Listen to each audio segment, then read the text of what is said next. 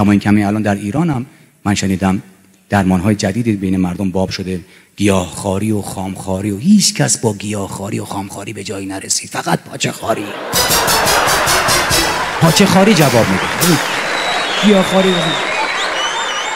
یکی از رفقا میگه 10 سال دنبال کار میگردم، اگر دنبال پارتی میگشتم تا حالا پیدا کرده بودم کارو. دنبال کار تنهایی میگردم، پارتی بگیر. خلاص رو در و دیوار اون بیمارستان جملاتی نقش بسته بودم. آقا ترجمه کن چی نوشته؟ گفت نوشته بود که اینجا نگران نباشید، ما با دانش پزشکیمون شما را از درد و رنج رهایی میدیم.